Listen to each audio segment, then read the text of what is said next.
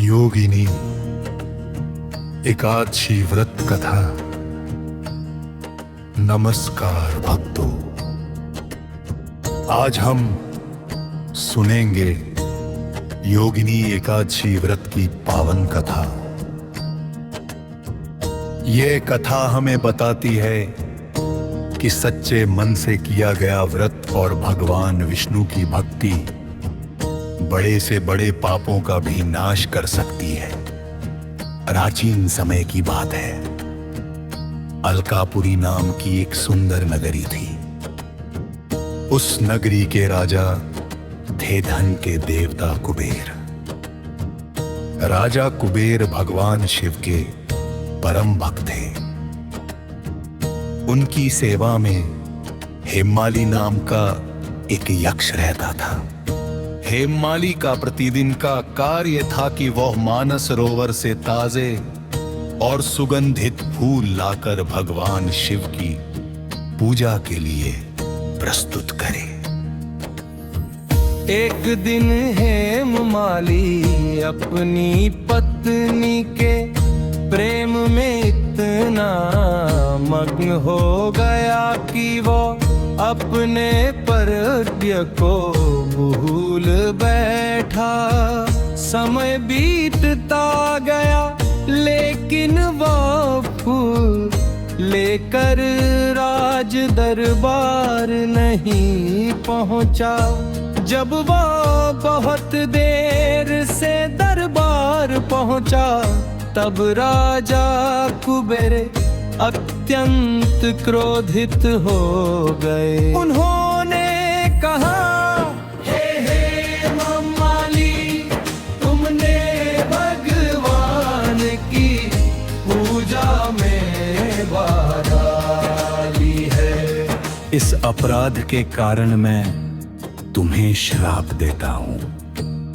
तुम अपनी पत्नी से वियोग का दुख सहोगे और मृत्युलोक में कोढ़ी बनकर कष्ट भोगोगे। राजा का श्राप मिलते ही हेममाली स्वर्ग से पृथ्वी पर आ गिरा। कुछ ही क्षणों में उसका सुंदर शरीर कोढ़ से ग्रस्त हो गया। वो असहनीय पीड़ा और दुख में भटकने लगा। भटकते भटकते वो हिमालय पर्वत पर पहुंचा। वहां उसकी भेंट महान तपस्वी मार्कंडेय ऋषि से हुई। ऋषि ने उसकी दयनीय अवस्था देखकर प्रेम पूर्वक पूछा, वत्स, तुम्हारी ये दशा कैसे हुई? हेमाली ने हाथ जोड़कर अपनी पूरी कहानी सुना दी।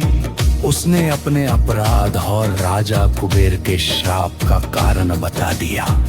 मार्कंडेय ऋषि ने उस पर दया की। उन्होंने कहा, यदि तुम आषाढ़ मास के कृष्ण पक्ष की योगिनी एकादशी का व्रत पूरी श्रद्धा और नियम पूर्वक करोगे तो तुम्हारे सभी पाप नष्ट हो जाएंगे और तुम्हें इस भयंकर कष्ट से मुक्ति मिल जाएगी।